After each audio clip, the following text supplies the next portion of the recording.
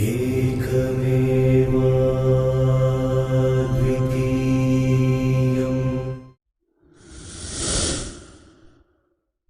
ಇನ್ನು ಈ ಮೀನರಾಶಿಯವರಿಗೆ 2024ನೇ ಇಸವಿಯ ಶುಭಾಶುಭ ಫಲಗಳನ್ನು ಬಹಳ ಸ್ಥೂಲವಾಗಿ ನೋಡೋಕ್ಕೆ ಹೋಯಿತು ಅಂದರೆ, ಈ ಮೀನರಾಶಿಯವರಿಗೆ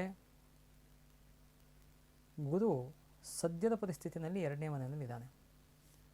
ಗುರು ಬಲ ಇದೆ, ಆದ್ದರಿಂದ ಧನಲಾಭ ಉಂಟಾಗ್ತಕ್ಕಂಥದ್ದು, ಕೆಲವು ಶುಭ ಕೆಲಸಗಳಲ್ಲಿ ಅಟೆಂಡ್ ಮಾಡ್ತಕ್ಕಂಥದ್ದು ಅಥವಾ ಮನೆಯಲ್ಲಿ ಶುಭ ಕೆಲಸಗಳು ಉಂಟಾಗ್ತಕ್ಕಂಥದ್ದು, ವಿದ್ಯಾರ್ಥಿಗಳಿಗೆ ಅನುಕೂಲ ಉಂಟಾಗ್ತಕ್ಕಂಥದ್ದು, ಹಿರಿಯರಿಗೆ ಆರೋಗ್ಯದಲ್ಲಿ ಅನುಕೂಲ ಸ್ಥಿತಿ ಉಂಟಾಗ್ತಕ್ಕಂಥದ್ದು, ಮತ್ತು ಹೊಸ ದ್ರವ್ಯವನ್ನಾಗಲಿ ಅಥವಾ ವಾಹನವನ್ನು ಆಗಲಿ ಖರೀದಿ ಮಾಡ್ತಕ್ಕಂಥದ್ದು, ಇವೆಲ್ಲ ಮತ್ತು ಉದ್ಯೋಗದಲ್ಲಿರ್ತಕ್ಕಂಥವ್ರಿಗೆ ನೌಕರಿಯಲ್ಲಿ ಪ್ರಮೋಷನ್ಸ್ ಆಗ್ತಕ್ಕಂಥದ್ದು ಅಥವಾ ಸ್ಯಾಲರಿನಲ್ಲಿ ಇನ್ಕ್ರಿಮೆಂಟ್ ಆಗ್ತಕ್ಕಂಥದ್ದು, ಇವೆಲ್ಲವೂ ಕೂಡ ನಾವು ಏಪ್ರಿಲ್ 30ರ ತನಕ ಕಾಣಬಹುದಾಗಿದೆ. ಏಪ್ರಿಲ್ 30 ಆದಮೇಲೆ ಮೇ 1ರಿಂದ ಡಿಸೆಂಬರ್ ಕೊನೆಯ ತನಕನೂ ಕೂಡ ಈ 2024 ವರ್ಷ ಫುಲ್ಲು ಕೂಡ ಮೀನರಾಶಿಯವರಿಗೆ ಗುರು ಬಲ ಇರೋದಿಲ್ಲ. ಮೇ 1ರಿಂದ ಗುರು 3ನೇ ಮನೆಗೆ ಬರ್ತಾನೆ.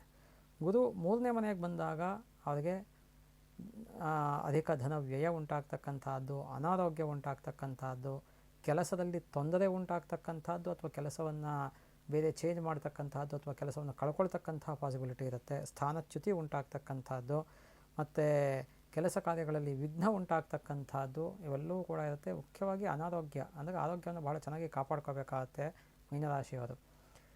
ಇನ್ನು ಶನಿಯ ಬಲವನ್ನು ನೋಡೋಕೆ ಹೋಯಿತು ಅಂದರೆ, ಶನಿ 12ನೇ ಮನೆಯಲ್ಲಿದ್ದಾನೆ. ಶನಿ 12ನೇ ಮನೆಯಲ್ಲಿತ್ತು ಅಂದರೆ ಈ ಒಂದು ಮೀನರಾಶಿಯವರಿಗೆ ನಾನಾ ರೀತಿಯಾದಂತಹ ತೊಂದರೆಗಳು, ಕಷ್ಟಗಳು, ದುಃಖಗಳು, ಚಿಂತೆಗಳು ಉಂಟಾಗ್ತಕ್ಕಂಥದ್ದು, ಅಧಿಕ ಧನ ವ್ಯಯ ಅಥವಾ ಧನ ನಾಶ ಉಂಟಾಗ್ತಕ್ಕಂಥದ್ದು, ಬಂಧು ಮಿತ್ರದಲ್ಲಿ ವೃಥಾ ಅಥವಾ ವಿನಾಕಾರಣ ಕಲಹ ಅಥವಾ ಮನಸ್ತಾಪಗಳು ಉಂಟಾಗ್ತಕ್ಕಂಥದ್ದು, ವೃಥಾ ಸಂಚಾರ ಉಂಟಾಗ್ತಕ್ಕಂಥದ್ದು, ಮತ್ತು ಚೌರ್ಯ, ಅವರ ಒಂದು ದ್ರವ್ಯಗಳು ಯಾವುದಾದ್ರೂ ಕಳವು ಆಗ್ತಕ್ಕಂಥದ್ದು, ಮತ್ತು ಕಾಲಿನ ಸಮಸ್ಯೆ ಉಂಟಾಗ್ತಕ್ಕಂಥದ್ದು, ಶತ್ರುವಿನ ಭಯ ಅಥವಾ ಶತ್ರುವಿನಿಂದ ತೊಂದರೆ ಉಂಟಾಗ್ತಕ್ಕಂಥದ್ದು, ಅಧಿಕ ಉದ್ವೇಗ ಅಥವಾ ಚಿಂತೆ ಉಂಟಾಗ್ತಕ್ಕಂಥದ್ದು, ಇವೆಲ್ಲವೂ ಕೂಡ ಶನಿಯಿಂದ ಉಂಟಾಗ್ತಕ್ಕಂತಹ ಫಲ ಆಗಿರುತ್ತೆ.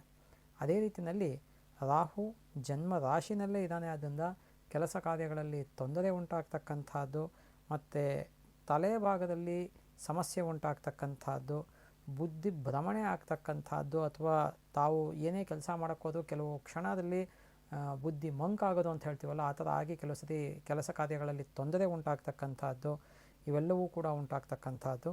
ಅದೇ ರೀತಿಯಲ್ಲಿ ಕೇತು ಸಪ್ತಮದಲ್ಲಿ ಇದ್ದಾನೆ. ಸಪ್ತಮದಲ್ಲಿ ಕೇತು ಇದ್ದಾಗ ದಾಂಪತ್ಯದಲ್ಲಿ ಪತಿ ಪತ್ನಿಯರಲ್ಲಿ ಕಲಹ ಅಥವಾ ಮನಸ್ತಾಪ ಉಂಟಾಗ್ತಕ್ಕಂಥದ್ದು, ಮತ್ತು ವಿವಾಹ ವಿಳಂಬ ಆಗ್ತಕ್ಕಂಥದ್ದು, ಪ್ರಯಾಣದಲ್ಲಿ ತೊಂದರೆ ಅಥವಾ ನಷ್ಟ ಉಂಟಾಗ್ತಕ್ಕಂಥದ್ದು, ಆರ್ಥಿಕ ಸಂಕಷ್ಟಗಳು ಉಂಟಾಗ್ತಕ್ಕಂಥದ್ದು, ಮತ್ತು ಚಿಂತೆ ಅಥವಾ ಭಯ ಉಂಟಾಗ್ತಕ್ಕಂಥದ್ದು, ಇವೆಲ್ಲವೂ ಕೂಡ, ಮತ್ತು ಪಾಲುದಾರಿಕೆ ವ್ಯಾಪಾರ ಅಂದರೆ ಜಾಯಿಂಟ್ ಬಿಸ್ನೆಸ್ ಏನಾದರೂ ಇತ್ತು ಅಂದರೆ ಅಲ್ಲಿ ಸ್ವಲ್ಪ ಲಾಸ್ ಆಗ್ತಕ್ಕಂಥದ್ದು, ಇವೆಲ್ಲವೂ ಕೂಡ ಇರುತ್ತೆ. ಆದ್ದರಿಂದ ಈ ಒಂದು ಮೀನರಾಶಿಯವರು ಮೊದಲ 4 ತಿಂಗಳುಗಳಲ್ಲಿ ಸ್ವಲ್ಪ ಶುಭ ಫಲಗಳನ್ನು ಕಾಣ್ತೀರಾ.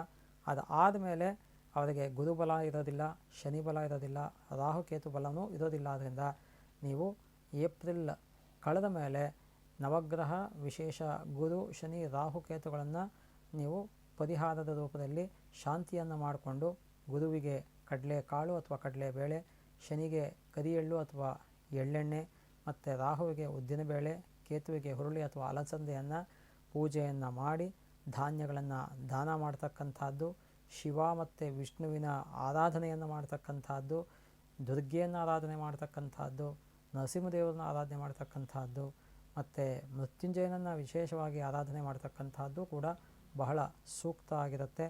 ಮತ್ತು ಈ ಮೀನರಾಶಿಯವರು ಕೂಡ ಹೆಚ್ಚಿನ ವಿಷಯಗಳನ್ನು ತಿಳ್ಕೋಬೇಕು ಅಂದರೆ ನಮ್ಮ ಸುಧರ್ಮ SPS ಅನ್ನತಕ್ಕಂತಹ ಯೂಟ್ಯೂಬ್ ವಾಹಿನಿ ಏನಿದೆ ಅದನ್ನು ನೀವು ಸಬ್ಸ್ಕ್ರೈಬ್ ಆಗಿ ಮತ್ತು ಬೆಲ್ ಐಕಾನನ್ನು ಕ್ಲಿಕ್ ಮಾಡ್ಕೊಳ್ಳಿ. ನಿಮಗೆ ಎಲ್ಲ ನೋಟಿಫಿಕೇಷನ್ಸು ಬರುತ್ತೆ. ಮತ್ತು ನಮ್ಮ ಎಲ್ಲ ಹಳೆಯ ವಿಡಿಯೋಗಳನ್ನು ನೋಡಿ ಹೆಚ್ಚು ಹೆಚ್ಚು ಶೇರ್ ಮಾಡಿ. ಸಮಾಜಕ್ಕೆ ಉಪಯುಕ್ತವಾಗತಕ್ಕಂತಹ ವಿಡಿಯೋಗಳನ್ನು ನಾವು ಮಾಡಿದ್ದೀವಿ. ಆದ್ದರಿಂದ ಆ ಎಲ್ಲವನ್ನೂ ಕೂಡ ನೀವು ಶೇರ್ ಮಾಡಿ ಹೆಚ್ಚು ಜನಗಳಿಗೆ ಸತ್ಯಾಂಶವನ್ನು ತಲುಪಿಸಿ. ಮತ್ತು ನಿಮ್ಮೆಲ್ಲರಿಗೂ ಒಳ್ಳೆಯದಾಗಲಿ ಅಂತ ಹೇಳ್ತಾ, ಸರ್ವೇ ಸ್ವಜನ ಸುಖಿನೋ ಭವಂತು, ಸಮಸ್ತ ಸನ್ಮಂಗಳಾನಿ ಭವಂತು.